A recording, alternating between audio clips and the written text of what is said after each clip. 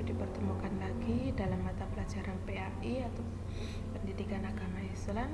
Di sini Bu Vina akan menjelaskan tentang indahnya sholat berjamaah atau tentang sholat berjamaah. Pada materi hari ini yaitu dari KD 3.8 memahami ketentuan sholat berjamaah, 4.8 mempraktikkan sholat berjamaah. Nah, sebelum Bu Vina jelaskan tentang sholat berjamaah, kalian harus tahu juga tujuan pembelajaran pada materi hari ini. Apa tujuan pembelajarannya? Yang pertama, peserta didik dapat menjelaskan pengertian sholat berjamaah. 2. Peserta didik dapat menjelaskan syarat sah sholat berjamaah. 3. Peserta didik dapat mempraktikkan sholat berjamaah. Ya, itulah tujuan pembelajaran pada materi hari ini tentang sholat berjamaah. Maksud dengan sholat berjamaah, dan saya yakin anak-anak di rumah juga pernah sholat berjamaah ya, baik di masjid maupun sholat berjamaah dengan keluarga. Nah, apa itu sholat berjamaah? Sholat berjamaah adalah sholat yang dikerjakan oleh 2 orang atau lebih secara bersama-sama dan salah seorang dari mereka menjadi imam, sedangkan yang lainnya menjadi makmum. Itu namanya sholat berjamaah. Nah, sholat 5 waktu yang kita lakukan sangat diutamakan untuk dikerjakan secara berjamaah, bukan sendiri-sendiri. Nah, kalian perlu tahu bahwa hukum sholat wajib berjamaah adalah sunnah muakkad. Apa itu sunnah muakkad? Sunnah muakkad yaitu sunnah yang sangat dianjurkan. Bahkan sebagian ulama mengatakan hukum sholat berjamaah adalah fardu kifayah. Nah, dari sholat berjamaah itu ada beberapa keutamaan sholat berjamaah. Yang pertama, dibandingkan dengan sholat munfarid atau sholat sendiri-sendiri, nah, dilipatkan 27 derajat. Nah, seperti hadis Rasulullah SAW. Bismillahirrahmanirrahim. An Ibni Umar radhiyallahu anhuma anna Rasulullah sallallahu alaihi wasallam qala salatul jama'ati tafdulu salatal fadhi bi 27 darajah, yang artinya dari Ibnu Umar radhiyallahu anhu Rasulullah sallallahu alaihi wasallam bersabda, salat berjamaah lebih utama dibandingkan salat sendirian dengan 27 derajat. Hadis riwayat Bukhari dan Muslim. Nah, keistimewaan lain juga ada bagi orang yang rajin sholat berjamaah. Apa? Akan dibebaskan oleh Allah Subhanahu wa Ta'ala dari api neraka.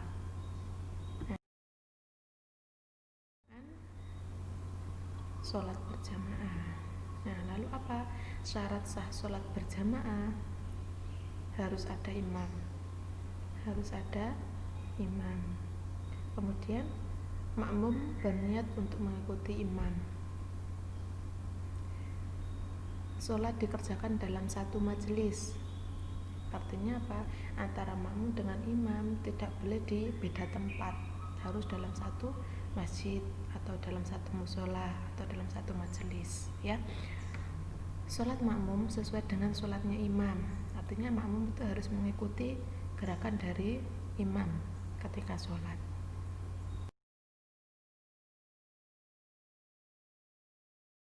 Dalam sholat berjamaah sangat penting. Dia akan menjadi pemimpin seluruh jamaah sholat, sehingga untuk menjadi imam ada syarat tersendiri. Nah, apa syarat menjadi imam? Yang pertama, mengetahui syarat dan rukun sholat serta perkara yang membatalkan sholat. Nah, jadi seorang imam harus mengetahui apa syarat-syaratnya sholat, rukun-rukunnya sholat, dan perkara yang membatalkan sholat. Ya, harus mengetahui hal itu. Kemudian fasih dalam membaca ayat-ayat Al-Quran. Nah, seorang imam harus fasih membaca Al-Quran. Paling luas wawasan agamanya dibandingkan yang lain. Kemudian berakal sehat, ya, bukan orang gila. harus yang berakal sehat, balik atau dewasa. Nah, berdiri pada posisi paling depan. Jadi imam itu posisinya harus di depan sendiri, yang barisan belakangnya imam itu makmum. Nah, imam itu harus seorang laki-laki. Jika makmumnya itu laki-laki maupun perempuan. Nah, perempuan juga boleh, tapi makmumnya harus perempuan juga, ya. Kalau imamnya perempuan, maka makmumnya juga harus perempuan. Tidak boleh perempuan mengimami laki-laki. Jadi imam itu laki-laki, tidak boleh perempuan mengimami laki-laki, ya. Kalau perempuan mengimami boleh, tapi makmumnya harus makmum perempuan. Nah, yang terakhir, tidak sedang bermakmum kepada orang lain. Jadi kalian itu sholatnya hanya berimam pada satu imam itu tadi. Paham ya nak ya? Misalkan kurang jelas bisa dibuka di bukunya, itu lebih jelas lagi ya.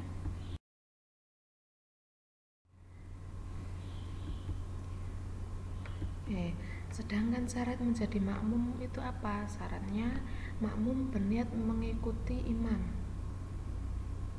Makmum berniat mengikuti imam. Mengetahui gerakan sholat imam. Jadi kalau imamnya ruku ya ikut ruku, imamnya sujud ya ikut sujud, ya. Harus tahu gerakan sholat imam. Berada dalam satu tempat dengan imam, ya. Kemudian posisinya di belakang imam, tidak boleh di depannya imam, karena imam posisinya harus di depan. Oke. Yang terakhir, hendaklah sholat makmum sesuai dengan sholat imam, ya. Jadi makmum harus mengikuti gerakan sholatnya imam. Paham ya?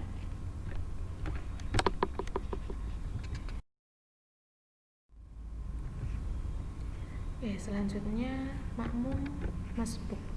Makmum masbuk itu apa? Nah, makmum masbuk adalah makmum yang tidak sempat membaca surat Al-Fatihah bersama imam di rakaat pertama. Lawan kata dari makmum masbuk yaitu makmum muwafiq. Apa itu makmum muwafiq? Yaitu makmum yang dapat mengikuti seluruh rangkaian sholat berjamaah bersama imam.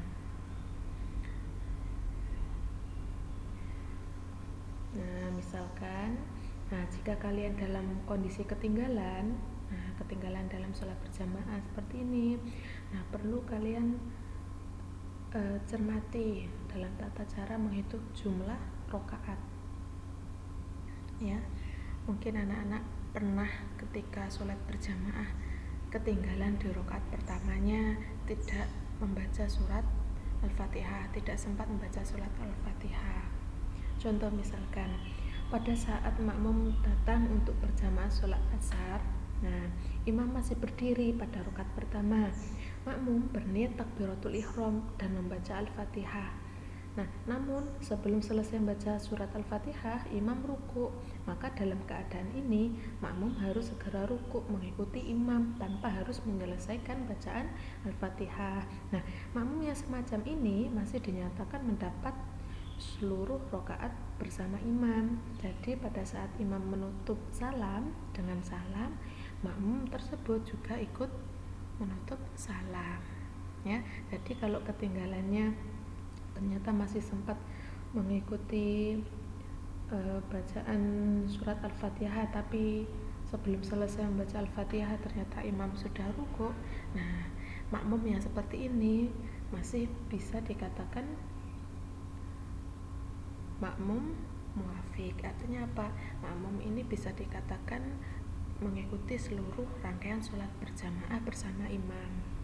Kalau misalkan contoh yang kedua, pada saat makmum datang untuk berjamaah sholat asar, imam sedang ruku untuk rakaat pertama. Makmum berniat takbiratul ihram dan membaca Al-Fatihah meskipun hanya satu ayat. Lalu makmum segera rukuk mengikuti imam tanpa harus menyelesaikan bacaan Al-Fatihah. Makmum semacam ini masih dinyatakan mendapatkan seluruh rakaat bersama imam. ya. Jadi pada saat imam menutup sholat dengan salam, makmum juga ikut menutup sholat dengan salam. Nah, misalkan contoh yang ketiga, pada saat makmum datang untuk berjamaah sholat, nah, imam sedang i'tidal atau sujud untuk rakaat pertama, makmum berniat takbiratul ihram dan langsung i'tidal atau sujud bersama imam. Nah, pada saat imam menutup sholat dengan salam, makmum berdiri lagi untuk menambah kekurangan rakaat yang belum selesai, ya. Karena apa? Karena tadi makmumnya sudah tertinggal ketika makmum berniat takbiratul ihram, imamnya sudah i'tidal atau sedang sujud. Nah, sehingga makmum di sini berarti harus menambah kekurangan rakaat yang belum selesai. Nah, itu namanya makmum tersebut berarti dikatakan makmum masbuk atau makmum yang tidak sempat membaca surat Al-Fatihah bersama imam di rakaat pertama. Paham ya? Nah, halangan sholat berjamaah. Sholat berjamaah apakah ada halangannya? Misalkan waktunya sholat berjamaah, misalkan kalian rutin ketika sholat maghrib sholat berjamaah, ternyata ada hal-hal yang sehingga kalian itu tidak bisa mengikuti sholat berjamaah. Nah, sholat berjamaah dapat ditinggalkan, kemudian melakukan sholat sendiri atau sholat sendirian. Nah, faktor ini menjadi halangan adalah apa?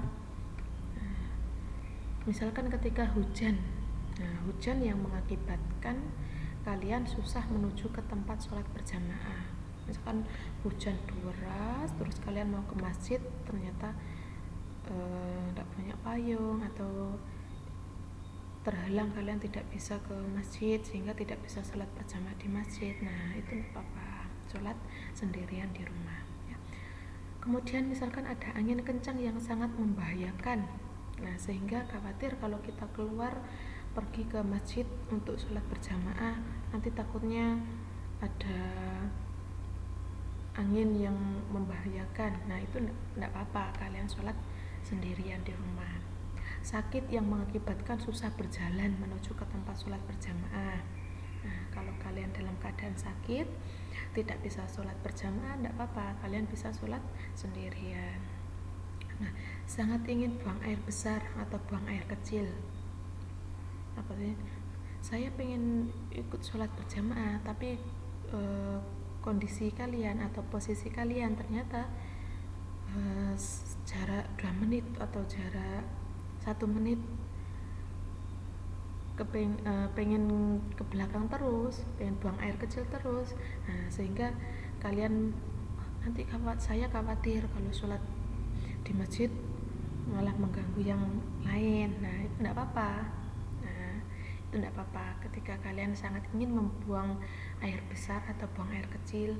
Nah, kalian sholat sendirian di rumah tidak apa-apa ya. Nah, yang terakhir, karena baru makan makanan yang baunya yang sulit dihilangkan. Nah, misalkan kalian habis makan jengkol atau pete ya, sehingga baunya takut mengganggu orang lain yang ikut sholat berjamaah tadi. Nah, itu boleh kalian sholat sendirian di rumah ya. Alhamdulillah, cukup sekian itu materi tentang sholat berjamaah. Pertemuan depan akan Bu Vina sampaikan tentang tata cara sholat berjamaah. Cukup sekian materi hari ini. Jika ada pertanyaan bisa ditanyakan, dan misalkan kurang paham bisa kalian pelajari juga di bukunya, bisa kalian baca. Cukup sekian untuk materi hari ini. Bu Vina akhiri. Wassalamualaikum warahmatullahi wabarakatuh.